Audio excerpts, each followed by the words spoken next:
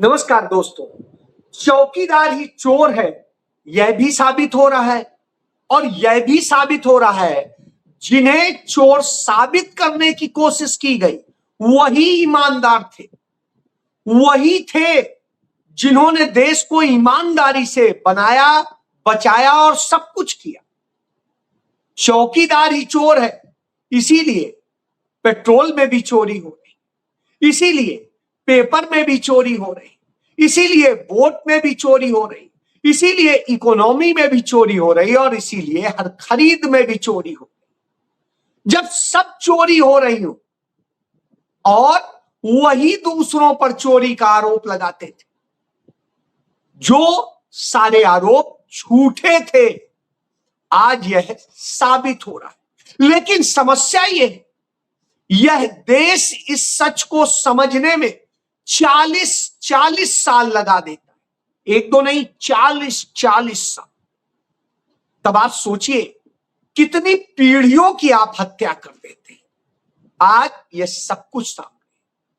मैं बात शुरू करता हूं 1986 की। मार्च 1986 अचानक स्वीडिश रेडियो के जरिए एक खबर प्रसारित की गई कि तत्कालीन कांग्रेस की राजीव गांधी की सरकार में जो रक्षा खरीद हुई थी उसमें बोफोर्स तोप खरीदने का सौदा हुआ था। 400 बोफोर्स तोप, 1400 करोड़ का, यानी 1400 समथिंग करोड़ का। तो वो 1400 करोड़ की 400 तोप खरीदी गई थी। उन तोप में दलाली ली गई और यह दलाली भारत में बैठे कुछ अफसरों ने खाई, कुछ राजनेताओं ने खाई। बड़ा शोर मचा। 1989 के चुनाव में राजीव गांधी के खिलाफ यह भयंकर चुनावी मुद्दा बना और बीपी सिंह उस समय एक पर्ची जेब से निकालते थे, कहते थे जैसे ही यह पर्ची दिखाऊंगा पूरी राजीव गांधी सरकार, कांग्रेस सरकार पूरी नंगी हो जाएगी। लेकिन वो मरते मर गए, उन्होंने आज तक कोई पर्ची दिखाई नहीं। अब उस पर्ची में क्या था या नहीं था मुझे नहीं पता, लेकिन उन्होंने यही पर्ची जो दिखाते थे, जो दिखाते नहीं थे, दिखाते थे मगर दिखाते नहीं थे, उसी के बूते उन्होंने राजीव गांधी सरकार को महाभ्रष्ट उस समय घोषित कराया कि उसमें 80 करोड़ रुपए की दलाली खाई गई। सोचिए, 80 करोड़ की दलाली खाई गई, यह आरोप लगाया। और उसके बाद राजीव गांधी की सरकार वो इसी नाम पे खा गए। जो आधी अधूरी सरकार बनी उसको बीजेपी की मदद से, बीजेपी के 80 सांसदों ने उसे समर्थन दिया और उसकी मदद से जो सरकार बनी उसने इस देश में आतंकवाद को जन्म दिया। उसने इस देश में कश्मीरी पंडितों पर अत्याचार करवाए और उसने इस देश को जातिगत आधार पर नफरत में और भर दिया, धर्मगत आधार पर नफरत में और भर दिया। और उसने यह हालत कर दी कि हिंदू मुस्लिम की लड़ाई का इतना बड़ा कारण बना दिया कि आने वाले वक्त में आज तक हम देख रहे हैं और झेल रहे हैं। जी हां, आरएसएस बीजेपी के सहयोग से बनी वह बीपी सिंह की सरकार। उसी ने ही सबसे पहली बार कश्मीर के उन बड़े आतंकवादियों को छोड़ा था और उन्हें छोड़ने बीजेपी के जो मौजूदा नेता हैं वो भी गए थे और छोड़ के आए थे। तो अब आप सोचिए, यह खेल सब हुआ था। देश तो बर्बादी में चला गया, अशांति में चला गया। नतीजा यह हुआ, वहां कश्मीरी पंडितों को बुरी तरीके से मारा गया, सब कुछ किया गया। बीजेपी चुप्पी साधे रही क्योंकि बीजेपी का ही नेता जगमोहन वहां का राज्यपाल और बीपी सिंह की सरकार थी जो बीजेपी के सहयोग से चल रही। मुफ्ती मोहम्मद सईद बीजेपी के सहयोग से मुजफ्फरनगर से सांसद बना था, वही गृह मंत्री था। खेल को समझ लीजिए, वही मुफ्ती मोहम्मद सईद जिनके साथ में बाद में जम्मू कश्मीर की सरकार भी चलाई नरेंद्र मोदी। जी हां, उसी व्यक्ति की जिसकी बेटी को छुड़वाने के नाम पे आतंकवादी छोड़े गए थे। तो अब समझिए देश की सुरक्षा को कितना बड़ा खतरा पैदा किया। बहरहाल इसी का नतीजा हुआ और आगे चल के हमारे देश के उस mister clean prime minister Rajiv Gandhi, जिन पर बोफोर्स का काला दाग लगाया गया था, वो बम विस्फोट में करके आतंकियों द्वारा मार डाले गए। आज सोचिए, लिट्टे के उन आतंकियों द्वारा जिन लिट्टे को बचाया था राजीव गांधी, यदि वो शांति सेना नहीं भेजते तो श्रीलंका चाइना की मदद लेकर के उन सबको नेस्तनाबूद कर दे। राजीव गांधी ने वो भेज के बीच में एक दीवार बना दी और उन लोगों का जीवन बचाया था। जिसने उनका जीवन बचाया था उनको ऐसा बरगलाया गया कि उन्हीं लोगों ने राजीव गांधी को मरवा डाला और बाद में वो लिट्टे के प्रमुख समेत तमाम लोगों को इन लोगों ने मिलकर मरवा डाला। सारे खेल समझ। तो इस तरह से पूरे जाल रचे गए थे। बहरहाल राजीव गांधी इस दुनिया से चले गए।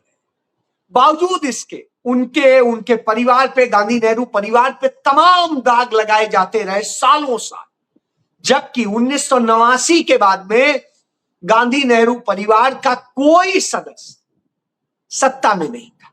जो गांधी नेहरू परिवार छोड़ के अरुण नेहरू चला गया था बीजेपी में, वही सत्ता में आया था बीजेपी की सरकार में, और कोई नहीं। तो अब आप समझ लीजिए इस तरह से इन्होंने किया।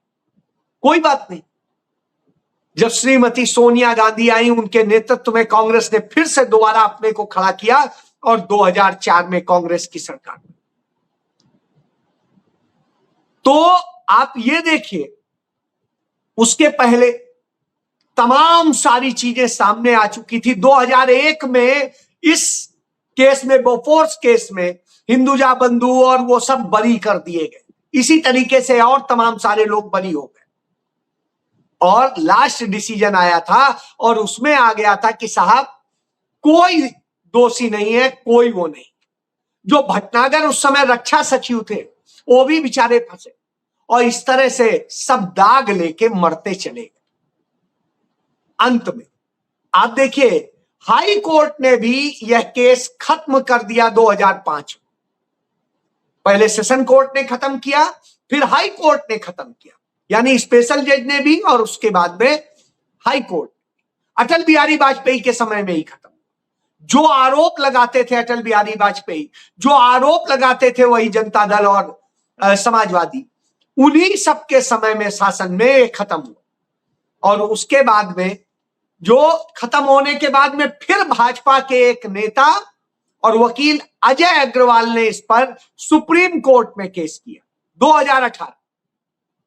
बहरहाल सुप्रीम कोर्ट ने जब सुना तो उसने कहा, इतना बोगस केस लेके आए आप, जिस पर हाई कोर्ट में सीबीआई बता चुकी है कि 80 करोड़ की दलाली का आरोप लगाने के आपने 250 करोड़ तो सिर्फ सीबीआई ने खर्च कर, सिर्फ सीबीआई ने 250 करोड़, और उसके बाद में अदर्स प्रक्रिया में जो खर्च हुए वो अलग है, यानी करीब 400 करोड़ का ये पूरा पड़ गया।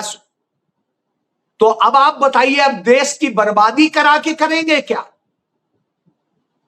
अदालत ने सारे पक्षों के बाद में माना कि राजीव गांधी मिस्टर क्लीन थे, हैं, रहेंगे। सोचिए, एक अच्छे विजनरी लीडर का कत्ल करा दिया इन लोगों ने, एक उसकी छवि का और एक उसका।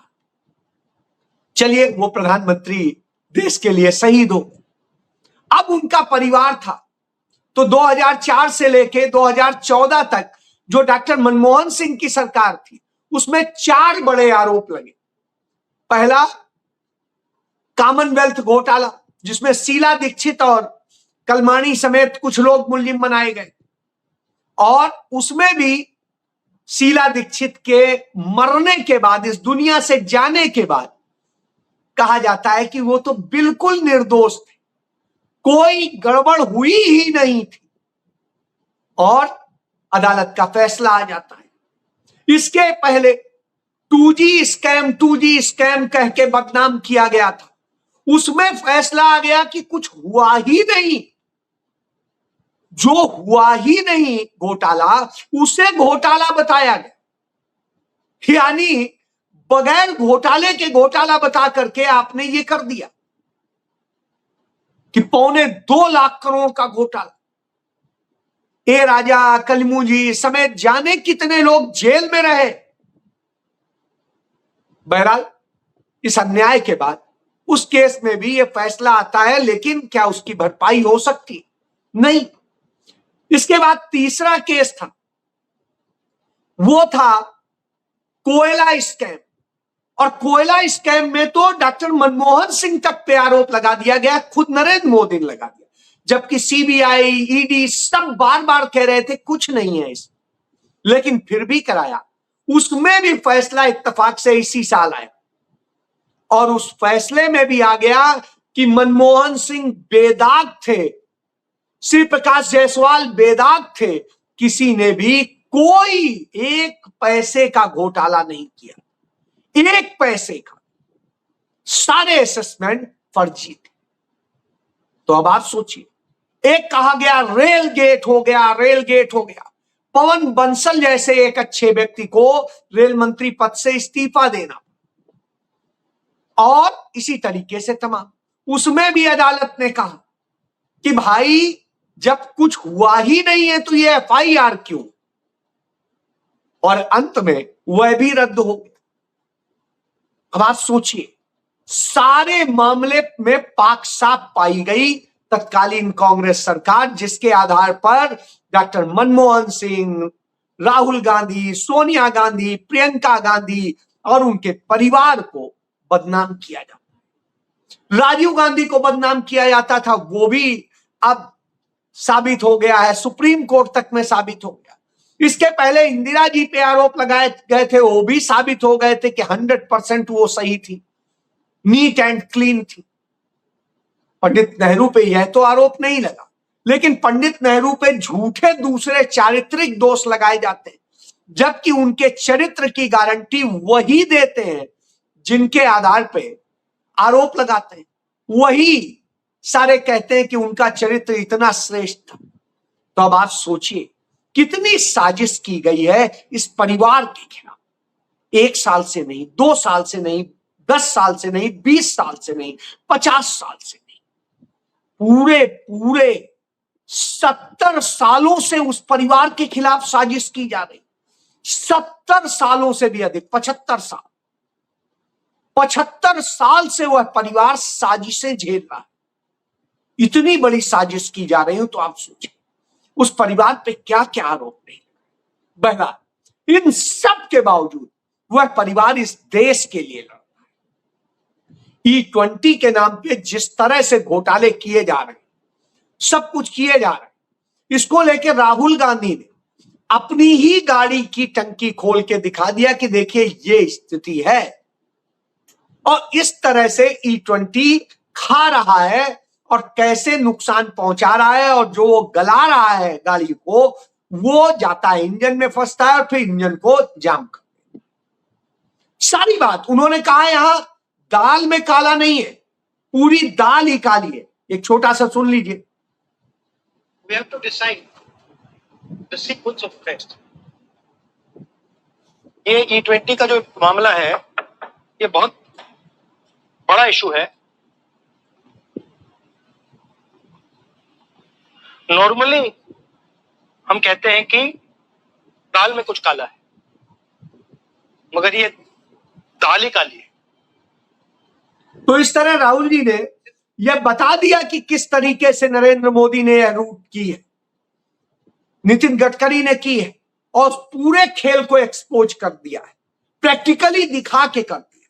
इसके पहले राहुल गांधी ने वोट चोरी का भी पूरा प्रैक्टिकली सारे सबूत देके इस देश के सामने बताया था कैसे लोकतंत्र को चोरी किया जा रहा है। राहुल गांधी ही थे जिन्होंने चौकीदार है, चोर है का सारा सबूत देते हुए जो राफेल घोटाला हुआ, उस राफेल घोटाले का एक एक चीज बताई थी, सबूत दिए थे इस देश के सामने। और राहुल गांधी जो तमाम घोटालों को इनके सामने ले आते हैं। राम मंदिर से चाहे चोरी हो, चाहे किसी और से चोरी हो, परीक्षा चोरी हो, दूसरी चोरी हो, कौन सी चोरी इन्होंने नहीं की। परीक्षा चोरी पे बात करें तो अभी सीबीआई ने जो चार्जशीट दाखिल की है अदालत में, उस चार्जशीट में सीबीआई ने जो बात कही है, मैं उसकी बात करूंगा। सीबीआई ने ही अपनी जांच में कह दिया है कि चौकीदार ही चोर है। मतलब जो एनटीए जिस पर यह जिम्मेदारी है कि वो ईमानदारी से चौकीदारी करे परीक्षा को सही से कराने के, उसी एनटीए जो अपने लोग रखे जो पेपर सेट करते थे, एक्सपर्ट रखे, वो आरएसएस से जुड़े हुए लोग, बीजेपी से जुड़े हुए लोग, और उन्होंने ही वो सारे पेपर लीक किए। उन्होंने ही उसे किस तरीके से साजिश रच के तमाम राज्यों में फैले आपराधिक जो साजिश रच के जो पेपर माफिया है, पेपर लीक माफिया, उनको ये प्रोवाइड किया कि ये हमने पेपर सेट किए हैं, और उसके बाद में ये सब कुछ किया। उस एनटीए का चेयरमैन वो है जोशी, जो मध्य प्रदेश के व्यापम घोटाले का के समय में वहां का वो हेड था, और उसी के समय में सारे घोटाले हुए। वो छत्तीसगढ़ गया तो छत्तीसगढ़ में भी उसने पूरा घोटाला किया, और इसी तरीके से तमाम घोटालों का वही मास्टरमाइंड, और वही इस समय एनटीए का चेयरमैन। तो साहब, चौकीदार ही चोर होगा तो क्या हो, वही तो हुआ है। तो नीट यूजी का जो पेपर था, उसके लीक में जो चार्जशीट अदालत में दी है, उसने सीबीआई ने तो ये कहा है, देख ली, टाइम्स ऑफ इंडिया खबर है, गोदी मीडिया की, मैं नहीं कह रहा हूं, कि एनटीए एक्सपर्ट्स जो हैं इन्होंने ही कैसे कैसे किया, और ये करोड़ों में बिक रहे, 40 करोड़ 50 करोड़ ऐसे पेपर दिए जा रहे थे, और इसके बाद में तमाम कोचिंग को और सबको दिए गए और घोटाले किए। अब आप सोच लीजिए, चौकीदार ही चोर है और कोई नहीं। और चौकीदार की चोरी का एक नतीजा कि यहां जब जंतर मंतर पे प्रोटेस्ट हो रहा था, देश के तमाम हिस्सों में प्रोटेस्ट हो रहा था इन्हीं सब चोरियों के खिलाफ, तो ये लोग उन्हें देशद्रोही से लेके सब कुछ कह रहे थे। अब इनके मोहन भागवत तो कह देते हैं कि नहीं, जंजी जो है बहुत देशभक्त है, बहुत ईमानदार, बहुत तार्किक। लेकिन स्थिति क्या होती है, जो झारखंड में बीजेपी की सरकार ने वहां पर जिस तरह का लोक सेवा आयोग का और सेवा आयोग का जो पूरा सिस्टम बनाया, वह सिस्टम भी परीक्षा चोरी और सब चोरी का है, नौकरी चोरी का। तो उसके खिलाफ वहां के तमाम छात्र प्रदर्शन पे बैठे हैं, तो भाजपा के लोग क्या खेल करते, जो नया बोरा जो यहां पर अनशन पे बैठी थी 24 दिन अनशन पे रही थी, सोनम वांगचुक से ज्यादा समय तक, वो नया बोरा वहां जाती है उन छात्रों का समर्थन करने और विधानसभा घेराव के। तो बीजेपी आरएसएस के जो गुंडे वहां भेजे गए हैं उन प्रदर्शनकारियों के बीच में, वो उस लड़की पर क्या फेंकते हैं, काली स्याही फेंकते हैं। सुन लीजिए। वो भाजपा और आरएसएस के गुंडे जो स्टेडियम में बैठ करके बोल रहे हैं कि हम छात्रों के साथ खड़े हैं, जब जेपीएससी को रद्द करने के लिए, जेएसएससी सीजीएल को रद्द करने के लिए छात्र विधानसभा तक मार्च निकाल रहे हैं, तो वही गुंडे जो खुद को छात्रों का हितैषी कहते हैं मेरे ऊपर ईंट फेंकते हैं। ये कौन सा छात्रों का हितैषी है? तो अब आप समझ लीजिए, इस तरह से करते हैं। तो यही मैं कह रहा हूं, राहुल गांधी ने उनसे बात की है और उन सब से बात करके अपनी टीम भेजी, और उसके बाद में मुख्यमंत्री ने बयान दिया कि हम पूरी तरीके से बात करने को तैयार हैं और हर समाधान निकालेंगे। राहुल गांधी ने कहा, मुख्यमंत्री सारे विषय जायज है, छात्रों की मांगे उन पर काम कीजिए। वहां के मुख्यमंत्री तैयार है, लेकिन फिर भी बीजेपी बवाल कर, यहां मोदी लाठी चलवा रहा था और वहां की पुलिस कहती नहीं है हमारे बच्चे, इन पर कोई कार्रवाई नहीं करेंगे क्योंकि मुख्यमंत्री ने कहा है ये हमारे बच्चे। तो अब आप सोचिए, यह अंतर है दोनों। तो चौकीदार ही चोर होता है तब वो इस तरह की साजिश और दूसरों पे आरोप लगाता है। तो यही काम नरेंद्र मोदी और उनके आरएसएस के गैंग ने किया है। जी हाँ, ये है इनका प्लान। इसीलिए राहुल गांधी इलाहाबाद जाके, प्रयागराज जाकर के और छात्रों को वह सच बता रहे हैं कि तुम्हारे साथ क्या हो रहा है। तुम अभी भी जागो, उठो, क्योंकि लड़ना तुम्हें ही पड़ेगा। हम तुम्हारे साथ हैं और हम तुम्हारी अगुवाई कर सकते हैं। लड़ती तो जनता ही है, लड़ता तो देश का भविष्य। तो भविष्य तुम्हारा है, लड़ना भी तुम्हें पड़ेगा उसे बचाने के लिए।